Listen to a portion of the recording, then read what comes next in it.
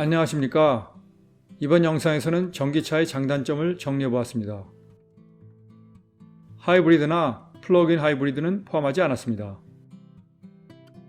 현재 제가 사용하는 차량은 2010년식으로 운행거리가 약 12만 5천 마일, 약 20만 1000km인데 아직은 별 문제가 없지만 혹시 새로운 차량이 필요할 수도 있을 것 같아서 조금씩 알아보고 있습니다.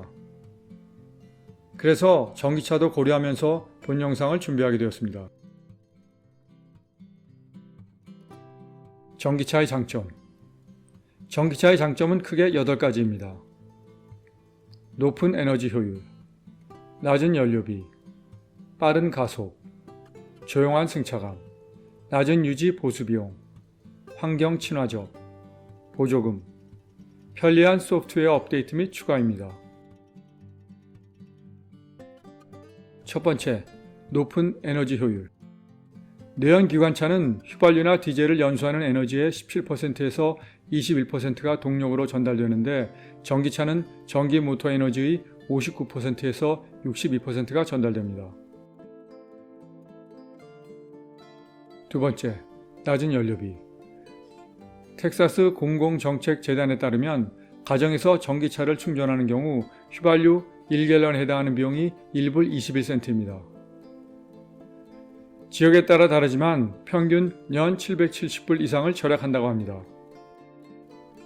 그러나 보조비, 세금 혜택, 연료세 감면, 전기요금, 내연기관차 소유자들이 부담하는 환경 관련 비용, 전기차를 위한 인프라 구축 등의 많은 비용을 고려하면 실제로는 갤런당 17불 33센트라고 합니다. 즉, 전기차 소유자들을 위한 비용을 누군가가 부담하고 있는 것입니다. 따라서 충전비가 지금처럼 계속 낮을 수 있을지 확실하지 않습니다.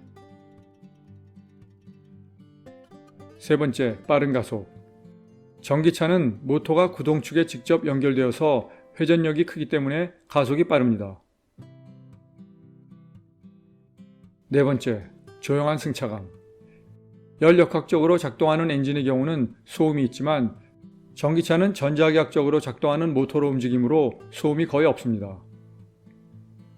전기차가 너무 조용하기 때문에 시각장애인은 물론 일반 보행자나 자전거를 타고 있는 사람이 차가 접근하는 것을 인지하지 못해서 사고가 발생할 수 있습니다. 그래서 모든 전기차가 어느 정도의 소음 효과를 내도록 법으로 정하고 있습니다. 다섯 번째, 낮은 유지 보수 비용.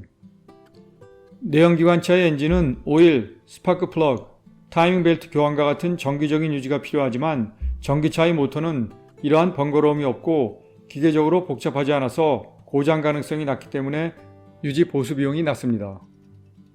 회생 제동 방식인 브레이크도 수명이 매우 깁니다. 여섯 번째, 환경 친화적. 휘발유나 디젤, 가스를 연소할 필요가 없으므로 배기가스가 없어서 환경 친화적입니다. 일곱 번째, 보조금. 미국에서는 주마다 조금씩 다른 전기차 구입 보조금 혜택이 있는데 최대 수천 불이라고 합니다. 연방정부의 세금 혜택은 최대 7,500불인데 현재는 대상이 되는 전기차의 종류가 제한적입니다. 여덟 번째, 편리한 소프트웨어 업데이트 및 추가. 딜러를 방문하지 않고도 와이파이나 휴대폰 네트워크로 시스템 소프트웨어와 보조 소프트웨어를 업데이트하거나 추가할 수 있습니다. 전기차의 단점. 전기차의 단점은 크게 11가지입니다. 제한적인 주행 가능 거리, 높은 가격, 긴 충전 시간, 제한적인 충전 시설, 가정용 충전 장치 비용, 배터리 용량의 감소, 문제 발생 시의 유지 보수 비용, 추위에 따른 배터리 용량 감소, 환경 비친화적인 배터리 제조, 견인 시의 주행 가능 거리 크게 감소, 화재 위험입니다. 첫 번째, 제한적인 주행 가능 거리. 전기차의 주행 가능 거리는 제한적입니다. 그런데 최근에 생산되는 전기차들 중에는 내연기관차의 주행 가능 거리와 차이가 거의 없거나 오히려 더 나은 것도 있다고 합니다. 2023년 전기차 중에서 주행 가능 거리가 최고인 10개의 모델입니다. 캘리포니아에 있는 루시드 그룹에서 제작하는 고급 전기차인 루시드 에어가 516마일로 주행 가는 거리가 가장 깁니다. 테슬라의 모델 3와 경쟁하고 있는 현대의 아이오닉 6가 3위입니다. 2023년 10월 3일 기준으로 미국에서 아이오닉 5가 25,306대, 아이오닉 6가 8,318대 판매되었습니다. 두 번째, 높은 가격. 전기차는 최고급 내연기관차보다는 저렴하지만 대부분이 내연기관차보다 비쌉니다. 전기차의 보조금이나 세금 혜택을 받는 경우는 가격 차이가 많이 줄어들 수 있습니다. 그러나 내연기관차는 차종이나 가격 선택의 폭이 넓지만 전기차는 제한적입니다. 세 번째, 긴 충전시간. 전기차 충전시설은 크게 3개의 레벨로 나눕니다. 레벨 1. 미국의 일반 가정용 120V 전원장치와 동일합니다. 40시간에서 50시간 소요됩니다. 레벨 2. 208V 또는 240V의 전원장치로서 4시간 내지 10시간 소요됩니다. 레벨 3. 급속 충전장치로서 20분 소요됩니다. 공공 충전시설에 설치되어 있는 레벨 3의 경우는 충전비가 비싸고 큰 문제가 없을 경우에도 실제로는 30분에서 60분 정도 걸리는데 충전 대기 시간까지 하면 몇 시간이 걸릴 수도 있습니다. 주차장이나 상업용 건물에 설치되어 있는 충전시설이나 가정용 충전장치는 보통 레벨 2입니다. 네 번째, 제한적인 충전시설. 전기차의 비율이 상대적으로 높은 미국에서도 아직은 공공장소의 급속 충전시설이 매우 부족하거나 제대로 작동하지 않는 경우가 많다고 합니다.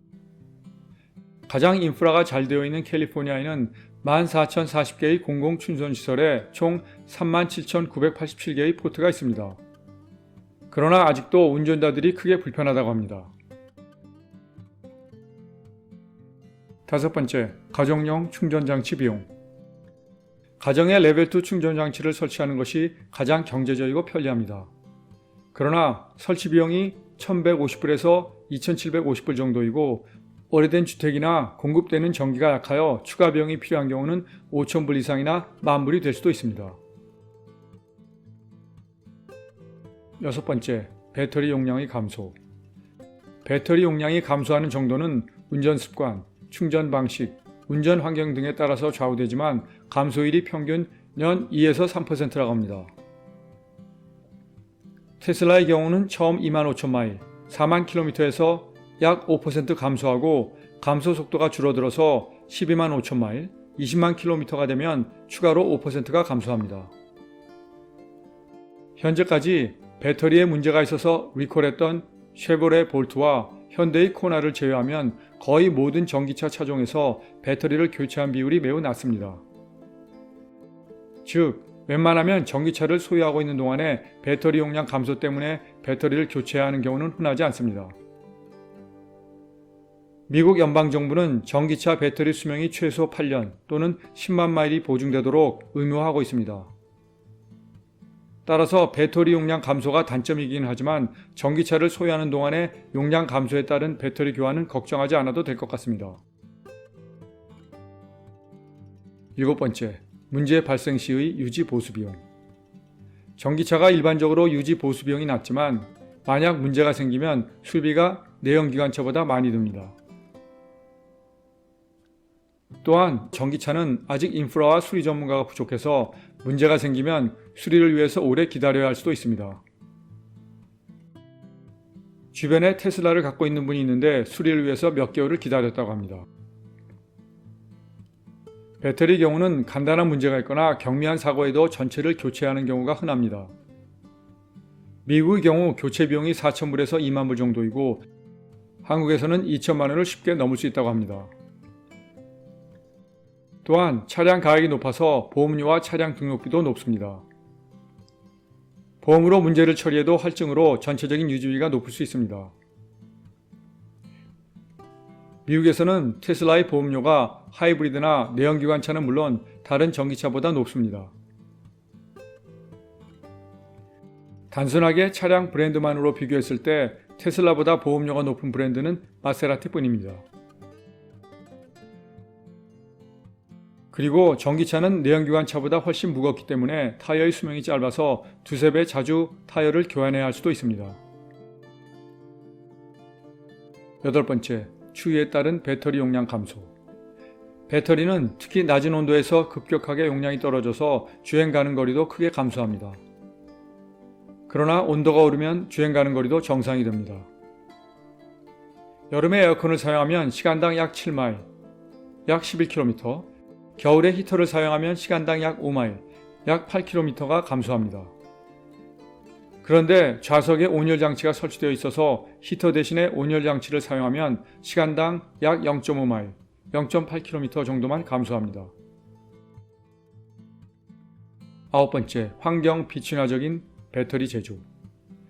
전기차는 내연기관차보다 6배나 많은 광물 자원이 필요합니다. 특히 배터리는 고가의 히토류 광물과 독성 물질, 발암 물질 등으로 구성됩니다. 히토류 광물의 경우 개발과 생산, 폐기 과정이 환경에 큰 영향을 줍니다. 석유 개발은 매우 제한적인 장소의 지하에서 이루어지지만 전기차 배터리에 필요한 광물들은 넓은 지역에서 개발이 이루어지므로 환경 파괴도 매우 심각합니다. 그리고 현재 내연기관차의 배터리는 90% 정도 재활용되지만 전기차의 배터리는 약 5% 정도만 재활용되고 있습니다. 10번째, 견인 시에 주행 가는 거리 크게 감소. 내연기관차로 트레일러 등을 견인하면 연비가 크게 떨어지는 것처럼 전기차도 트레일러 등을 견인하면 주행 가는 거리가 크게 감소합니다. 특히 아직까지는 디젤 트럭 정도의 견인 하중이 가능한 전기차는 없습니다. 11번째, 화재 위험. 언론의 보도로 전기차의 화재 위험에 대한 심각성이 잘 알려지게 되었습니다. 그러나 미국의 자료에 따르면 내연기관차의 화재 발생 가능성이 전기차의 20배에서 80배로 훨씬 높습니다. 즉, 화재 발생 가능성으로 보면 전기차는 매우 안전합니다. 한국의 경우 2018년에서 2022년 자료에 따르면 화재 및 폭발 사고 발생 횟수가 내연기관차는 만 대당 0.9건, 전기차는 0.78건으로 비슷해서 미국과 매우 큰 차이가 있습니다. 건당 손해액은 전기차가 1,306만 원으로 내연기관차의 거의 2배입니다. 내연기관차의 화재는 사소한 경우도 있겠지만 전기차는 화재 가능성이 낮아도 일단 화재가 발생하면 대부분 고속 고온의 배터리 화재여서 매우 위험합니다. EV Fire Safe의 자료에 따르면 전기차 화재의 31%가 지상에서 주차 또는 충전 중에, 29%가 운전 중에, 25%가 지하에서 주차 또는 충전 중에 발생했다고 합니다. 나머지 15%는 분명하지 않습니다. 그리고 전체의 18%가 지상이나 지하에서 충전하는 동안에 발생했습니다. 전기차 배터리는 화재 동안에 자체적으로 산소를 방출하기 때문에 물 이외의 기존의 방법으로 진압이 어렵습니다. 전기차 배터리 화재를 진압하려면 평균 2만에서 6만 갤런의 물이 필요합니다. 미국의 주택에 설치되어 있는 풀장이 평균적으로 13,500갤런의 물을 담고 있으니 얼마나 많은 물이 필요한지 짐작할 수 있습니다. 만약 소화전이 멀거나 없는 지역에서 화재가 발생하면 진압이 거의 불가능합니다. 게다가 아직까지도 전기차 배터리 화재 진압을 위한 프로토콜이 정립되지 않았다고 합니다. 몇 년 전에는 지금쯤이면 전기차가 대세이고 대부분의 차량도 자율주행일 것이라고 기대했었는데 그렇지 않습니다. 개인적으로는 아직 전기차를 구입하기에는 여건이 되지 않는 것 같습니다. 도요타의 연구에 따르면 전기차 한 대의 배터리가 90대의 하이브리드 배터리에 해당하고 90대의 하이브리드가 전기차 한 대를 생산하는 데 배출되는 배기가스를 37배나 감소시키는 효과가 있다고 합니다. 어쩌면 저도 하이브리드를 심각하게 고려해봐야 할 것 같습니다. 시청해주셔서 감사합니다.